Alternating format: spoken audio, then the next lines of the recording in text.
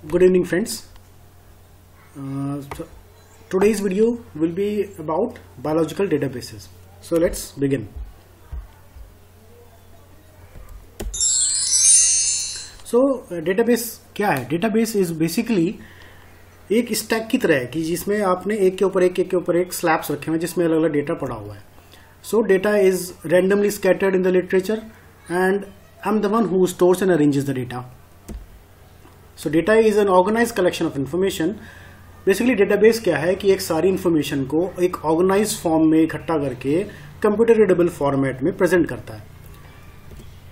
So अगर एक मुझे बड़ी definition देनी हो, overall definition देनी हो database की, तो database क्या है? It is a collection of data which is structured. Structure मतलब एक particular format में arranged है और searchable है. इसमें आप कोई चीज़ search कर सकते हो किसी चीज़ में से और उसको हम periodically update हो रही है एंड क्रॉस रेफरेंस भी है, यानी कि उसका रेफरेंसेस अवेलेबल है कि अगर आपने कोई स्ट्रक्चर अपलोड किया है किसी डेटाबेस में या सीक्वेंस किसी प्रोटीन का अपलोड किया है तो उसके प्रॉपर रेफरेंसेस अरेंज है कि किस पब्लिकेशन ने उसको पब्लिश किया, उसका सीक्वेंस, ये सब चीजें उसमें प्रेजेंट है. अब आती है कैरेक्टरिस्टिक्स. तो पहली कैरेक्टरिस्टिक्स है नॉन रिडंडेंसी. इसका मतलब क्या है कि कोई भी डेटा डुप्लीकेट फॉर्म में नहीं होना चाहिए. अगर एक डेटा सिर्फ एक ही बार प्रेजेंट होना चाहिए.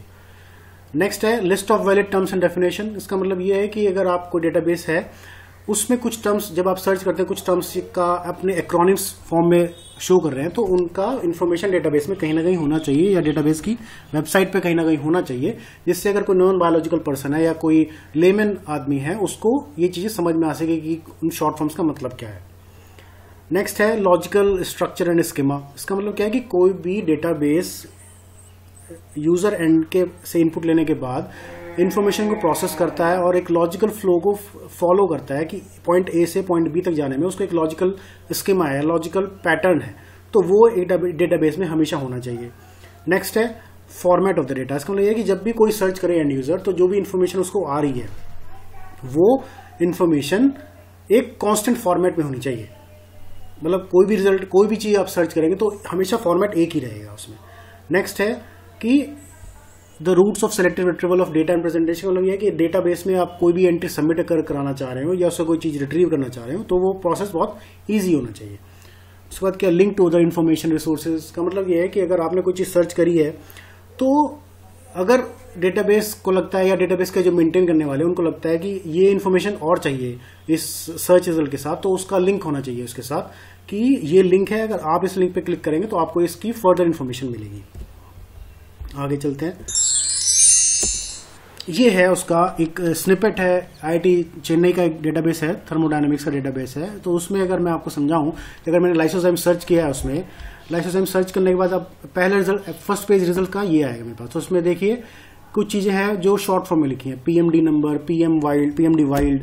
तो उनका जैसे मैंने बताया था कि उनकी प्रॉपर इन्फॉर्मेशन होनी चाहिए. तो ये देखिए यहाँ पे लिखा है PMD number, protein mutant database accession number, PDB wild protein data bank code for the native protein. ये है आपका लॉजिकल स्कीमा जो लॉजिकल पैटर्न फॉलो करता है. डेटाबेस इन्फॉर्मेशन प्रोसेस होगी, इस स्टेप से शुरू होगी और इस स्टेप पे खत्म होगी. वो लॉजिकल इन्फॉर्मेशन पैटर्न डेटाबेस का होना चाहिए. उसके बाद जो है फॉर्मेट है कि ये एक पर्टिकुलर फॉर्मेट में कोई भी सर्च रिजल्ट है वो इसी पर्टिकुलर फॉर्मेट में आपको मिलेंगे. नेक्स्ट है कि ये ऑप्शंस हैं उस डेटाबेस में कि ये कस्टमाइजेबल ऑप्शंस हैं कि आपको सारे ऑप्शंस डिफॉल्ट चूज कर सकते हैं या फिर आप जो है अपनी सुविधा के अनुसार आप उसको जो भी आपको ऑप्शन अच्छा लगे आप उसमें सेलेक्ट कर सकते हैं. नेक्स्ट है आपका जो आपका लिंक की मैं बात कर रहा था वो ये है कि जब आपने सर्च रिजल्ट किया है तो उसमें आपको ये मल्टीपल रिजल्ट्स आए हैं. मान लीजिए यहाँ पर ये लाइसोजाइम के 3 रिजल्ट्स दिख रहे हैं. तो इसमें से अगर 3 रिजल्ट दिखने के बाद आपको किसी की फर्दर इन्फॉर्मेशन चाहिए तो आप ये लिंक्स दिए हुए हैं तो ये इन पे किसी भी लिंक में आप क्लिक करेंगे तो इनकी आपको फर्दर इन्फॉर्मेशन मिल जाएगी. अब है रिलेशनल डेटाबेस. रिलेशनल डेटाबेस क्या है कि जब कभी कभी क्या होता है कि डेटाबेस में कोई इन्फॉर्मेशन एक टेबल में पड़ी है, कोई दूसरी इन्फॉर्मेशन किसी दूसरे टेबल में पड़ी है. अब यूजर क्या मांग रहा है कि यूजर की क्वेरी है कि मेरे को वो डेटा चाहिए जो दोनों टेबल का कंबाइंड फॉर्मेट में हो. इसको एक डायग्राम से समझते हैं. ये आपकी एक टेबल नंबर 1 है जिसमें डिस्टल ग्रुप की इन्फॉर्मेशन है और 3 लेटर कोड की इन्फॉर्मेशन है. ये दूसरी टेबल है जिसमें आपकी डिस्टल ग्रुप की इन्फॉर्मेशन है और हाइड्रोजन बॉन्ड डोनर कौन है और हाइड्रोजन बॉन्ड एक्सेप्टर कौन है. तो अगर यूजर का क्वेश्चन है what are the 3 letter codes of the amino acids which have distal carboxyl group, यानी कि वो अमाइनो एसिड के 3 लेटर कोड चाहिए जो जिसमें डिस्टल ग्रुप कार्बोक्सिल है. तो ये टेबल इससे मिलेगा क्योंकि इसमें डिस्टल ग्रुप का कॉलम है. इसमें और इसमें अमाइनो एसिड 3 लेटर कोड भी है, तो ये इन्फॉर्मेशन इस टेबल से मिलेगी। तो इसमें सर्च किया कार्बोक्सिल कहाँ पे, कार्बोक्सिल एक ये है और एक कार्बोक्सिल ये है, तो इसमें इसके 3 अमाइनो एसिड कौन है, ASP और GLU। ये क्वेश्चन सॉल्व हो गया। दूसरे क्वेश्चन के लिए क्या करें, what are the 3 letter code for amino acid which can serve as hydrogen bond donor. मतलब ये कह रहा है कि अब मुझे चाहिए वो अमाइनो एसिड के 3 लेटर कोड जो हाइड्रोजन बॉन्ड डोनर्स है। अब हाइड्रोजन बॉन्ड डोनर की इन्फॉर्मेशन इस टेबल में है। अब इस टेबल से हमें क्या मिल सकता है, हाइड्रोजन बॉन्ड की इन्फॉर्मेशन मिल सकती है डोनर की, और डिस्टल ग्रुप की इन्फॉर्मेशन मिल सकती है। तो हमने इसमें सर्च की, देखा कि हाइड्रोजन बॉन्ड डोनर कौन कौन से हैं। एक ये है, ये है, ये है, ये है, ये है, ये है, ये है। तो इसमें से अब सर्च कर लीजिए, इसमें से इनका डिस्टल ग्रुप कॉमन है। मतलब समझिए डिस्टल ग्रुप दोनों टेबल में कॉमन है ना। तो अब ये सर्च करिए, इसमें हाइड्रोजन बॉन्ड डोनर ये है और डिस्टल ग्रुप अमाइड है। अब अमाइड को इस टेबल से लिंक कर लीजिए। अब अमाइड का जो इस टेबल में है रिजल्ट क्या है, 3 लेटर कोड एस्परजीन और उसका 3 लेटर कोड है ASN। ठीक है। दूसरा अमाइनो है। अमाइनो देखिए इसमें है क्या, अमाइनो ये रहा देखिए। अब इसमें अमाइनो के साथ क्या होगा कि इसका 3 लेटर कोड लाइसिन मिल गया। तो इसे 2 टेबल की इंफॉर्मेशन मर्ज हो रही है। रिलेशनल डेटाबेस यही है। अब आगे चलते हैं क्लासिफिकेशन ऑफ डेटाबेस में। क्लासिफिकेशन ऑफ डेटाबेस क्या है, इसको 2 बड़ी कैटेगरीज में बांट सकते हैं, on the basis of source और on the basis of nature of data. Source का मतलब है कि डेटा कहां से आ रहा है, और नेचर ऑफ डेटा क्या है कि वो डेटा किस टाइप का है। तो डेटा 2 तरह आ सकता है। एक तो आ सकता है कि जो आपने लैब में, जो एक साइंटिस्ट लैब में एक्सपेरिमेंट कर रहे हैं, वो रॉ डेटा उनका उठा के हमने किसी डेटाबेस में डाल दिया, तो उसको बोलते हैं प्राइमरी डेटाबेस। इसमें एग्जांपल है इसका सीक्वेंस। किसी भी आपका प्रोटीन है, उसका आपने सीक्वेंस लैब में आइडेंटिफाई किया, वो रॉ डेटा है, आपने उसको प्राइमरी डेटाबेस में डाल दिया। सेकेंडरी डेटाबेस क्या है कि जो प्राइमरी डेटाबेस में जो डेटा है उसके ऊपर कुछ एल्गोरिथम्स लगा के या कुछ चेंजेस करके उसको हम सेकेंडरी डेटाबेस में डालते हैं, यानी कि डिराइव्ड फ्रॉम प्राइमरी डेटाबेस। जैसे कि अगर सीक्वेंस अगर प्राइमरी डेटाबेस में है तो उसका स्ट्रक्चर, सीक्वेंस बेस्ड स्ट्रक्चर जो होगा वो सेकेंडरी डेटाबेस में होगा। नेचर ऑफ डेटा में क्या आ जाएगा, सीक्वेंस आ जाएगा, स्ट्रक्चर आ जाएगा, सिग्नल ट्रांसडक्शन पाथवे आ जाएंगे, जीन एक्सप्रेशन आ जाएगा, मेटाबॉलिक पाथवे आ जाएंगे। सीक्वेंस को अगर हम फर्दर डिवाइड करेंगे तो न्यूक्लियोटाइड का सीक्वेंस हो सकता है, सीक्वेंस मतलब सीक्वेंस डेटाबेस न्यूक्लियोटाइड का भी हो सकता है, प्रोटीन का भी हो सकता है, लेकिन स्ट्रक्चर डेटाबेस सिर्फ प्रोटीन का होगा, न्यूक्लियोटाइड्स का कोई स्ट्रक्चर नहीं होता। अब न्यूक्लियोटाइड का जो सीक्वेंस डेटाबेस है वो भी प्राइमरी और सेकेंडरी हो सकता है।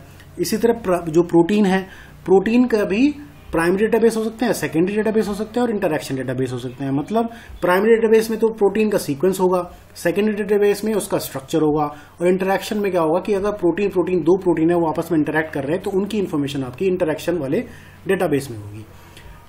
इसी तरह न्यूक्लियोटाइड का जो प्राइमरी डेटाबेस है उसमें क्या होगा, उसमें उसकी सीक्वेंस की इन्फॉर्मेशन होगी, और सेकेंडरी डेटाबेस में क्या होगा कि उन सीक्वेंस के बेसिस पे हमने कोई और एल्गोरिथम्स लगा के कोई और डेटा प्रेजेंट कर रखा है तो उसको हम सेकेंडरी डेटाबेस में डालेंगे। ऐसे सिग्नल ट्रांसडक्शन पाथवे में क्या होगा कि वो इन्फॉर्मेशन होगी जो सिग्नल ट्रांसडक्शन पाथवे, जो मतलब किसी भी सेल में जो सिग्नल ट्रांसडक्शन हो रहे हैं उनकी जो इन्फॉर्मेशन है वो सिग्नल ट्रांसडक्शन पाथवे में होगी। जीन एक्सप्रेशन में जीन एक्सप्रेशन का डेटा होगा, मेटाबॉलिक पाथवे में मेटाबॉलिक पाथवेज की इन्फॉर्मेशन होगी। इनके एग्जाम्पल है नेटपैथ, एनसेम्बल और ब्रेंडा।